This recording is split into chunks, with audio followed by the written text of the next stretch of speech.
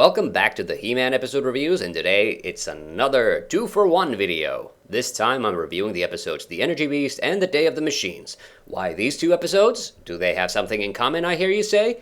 Well, yes, for one, both are very early season 2 episodes, specifically the second and third episodes of said season. Both episodes feature a creature made of pure energy, and I've also mentioned in one of my He-Man video mistakes videos that I have in the past kept referring to the episode The Day of the Machines as the Energy Beast, because I genuinely keep forgetting they're two different episodes. Well, okay. In truth, I keep forgetting the Energy Beast even exists. However, despite the similarities, these two episodes are actually drastically different. In the past, I've kinda dismissed both as pretty bad, but after deciding to sit down to rewatch and potentially review them, I did eventually arrive at the conclusion that The Day of the Machines is a way superior episode in most ways. Still not a great episode, but head and shoulders above Energy Beast. So, let's start with the Energy Beast, since it is the earlier episode. So, this episode begins with the king declaring an official He-Man Day to commemorate all his great deeds. Orko keeps causing problems for a while, and then there's suddenly an unexpected earth tremor, which reveals an ancient temple in Mount Eternia, which is totally a real mountain that's always been totally next door to Palace Eternos this whole time, I swear. So Teela slowly deciphers that there's an ancient treasure inside, and this gets Orko excited. Beware, those who pass through these portals shall witness absolute power. Sheesh, where's Malacta when you need him? So Orko decides to explore the temple by himself and bumps into the Energy Beast. He promises to make all of Orko's dreams come true if he releases him, but Orko realizes too late that this is way too convenient for him, and the Energy Beast is released. He fights He-Man for a while, who hears the commotion and then disappears. Yeah, he literally just goes to another dimension for most of the episode. But before he does that, he announces his intentions to conquer all of Eternia by sucking all of its energy. So, while the Energy Beast goes to chill out in the other dimension, He-Man goes to the Sorceress to find out what's going on, and is told that the Energy Beast is an ancient demon from Eternia's past, and the only thing that can stop him is an object from the Ancients.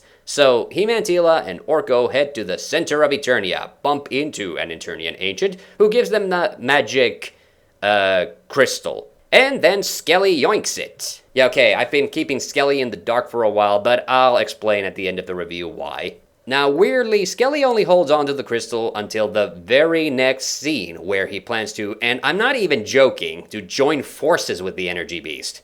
But He-Man sends him packing, Orko yoinks the crystal, Teela freezes Skeletor, and then He-Man then opens a door to the core of Eternia, dropping the crystal inside and immediately seals it back up. And that's it. Crisis averted. Oh yeah, and then at the end, to make Orko feel better, He-Man declines the offer for a He-Man Day for a generic day instead to commemorate all the brave souls of Eternia. So, there's a bunch of reasons I really dislike this episode, and one thing you might have already noticed is that this episode was penned by Raubi Gorin. This is the 4th time I've reviewed an episode by him, and this was also clearly his debut on He-Man. Now, Gorin wrote some pretty weird episodes, like The Greatest Show on Eternia and Monster on the Mountain, but you might remember that I actually really liked the sillier episodes, because I think they showcased Gorin's talent for more humane stories. And this is also why his more serious episodes, well, they just don't work. Now, I already have a huge problem with the start of this episode, since it's another one where Orko just gets kicked around, but he doesn't even really get a nice payoff in this episode, unlike in, say, The Secret of Grayskull. But that's just the start of it. My biggest complaints really are the villain of the story and the story's finale. Let's not beat around the bush, the Energy Beast is absolutely forgettable as a villain. For one, he's nothing but a big orange blob, and I think director Marshall Moore realized this, which is why he's also translucent and has light coming out of his eyes and mouth. But that's the problem, he's just kind of a vague villain, and then he just pieces out of the story for the entire second act. When he finally comes back, the way He-Man defeats him is just pitifully boring. I think the thing that makes this scene extra awkward is how Teela is just standing on the piece of the mountaintop that He-Man keeps pushing around, just completely passively standing there. That's the thing that unfortunately comes through in the writing of this episode. Goren seemed to have a very, very hazy understanding of the characters, best embodied in Skeletor, who just kind of skulks around and has a weird human-faced raven spy for no reason. I mean, I have just 2 words for this, just nope. In a weird way, this is kind of foreshadowing Skeletor's appearance in the new adventures, but he was never this unimportant in any of those. What also drives me crazy is that Adam keeps transforming willy-nilly through the episode. When they're using that giant drill, which is really just a reusage of the bad guy's drill machines from the earlier episodes, but here it's one of Duncan's untested prototypes. The drive shaft suddenly breaks. Adam goes to the back compartment, which makes no sense. What is this, the fucking TARDIS? It's bigger on the inside than on the outside. He transforms into He-Man, fixes the shaft, then goes outside, breaks some rocks, then goes back into the cave and transforms back into Adam.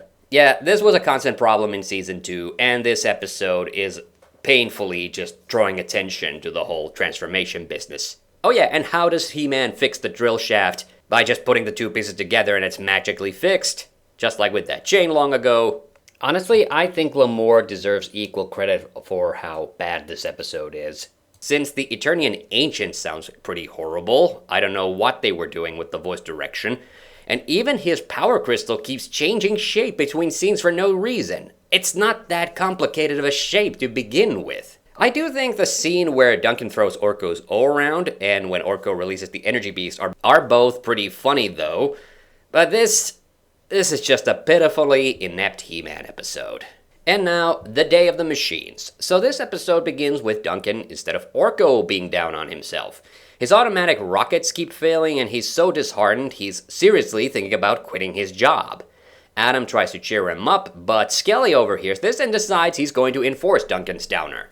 You see, Duncan has been building a supercomputer which could control all the vehicles on Eternia, and Skelly then decides to sabotage it in the most Rune Goldberg way imaginable. First, he picks something called a mana beast from his dungeon, creates a copy of it that is made of pure energy, shrinks it, and then sends it to Duncan's computer with an quote-unquote spy beam, which he keeps permanently pointed at Duncan's workshop. So, the copy of the mana beast, called Bite, starts causing havoc with Duncan's machines, so he decides to shrink himself to go inside his computer to stop the chaos, with predictably poor results. Now, He-Man's able to stop the machines from going haywire, but Teela immediately suspects Skeletor is involved.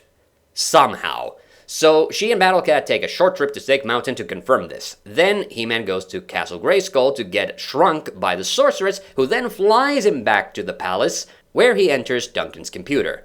He confirms with Duncan that the computer isn't faulty because Duncan's all washed up, but rather because of Skeletor's evil plot, resolving his character arc.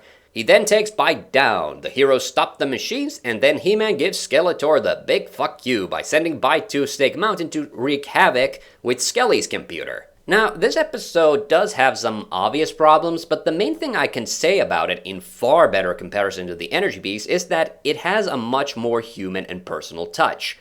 In fact, after rewatching this, I honestly feel I ought to apologize to David Weiss for having put him on the bottom 5 He-Man writers list. One good example is how Attack Track still has his own personality even though he can't control himself. That said, there are some really weird parts to this one.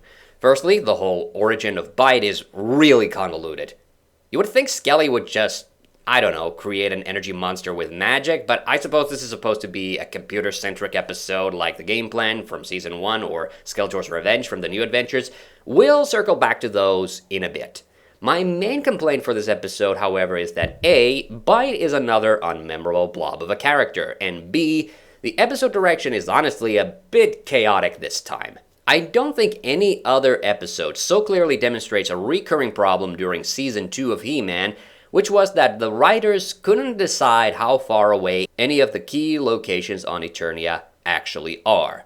Within literally 4 consecutive scenes, we have Teela at the palace, Teela at Snake Mountain, Teela back at the palace talking to He-Man, and then He-Man immediately at Grayskull. Before this episode, Snake Mountain was always seen as a pretty distant place, but now it feels like Teela's just heading to the end of the street to get her story exposition. And if you feel I'm exaggerating, remember, she didn't fly there on a Wind Raider. She was riding Battle Cat because all the machines were going haywire. However, in stark contrast to the Energy Beast, I do feel the action scenes are a lot better. My favorite visual of the whole episode is He-Man and Duncan surfing on the data line and knocking out Bite.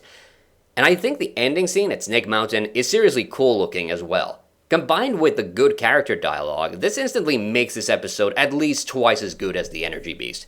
Oh yeah, and I also love Duncan's bitch and hover chair. Now, as I already said, this episode definitely has shades of both Game Plan and Skeletor's Revenge, and yet it's actually completely unlike either of those episodes. What do I mean?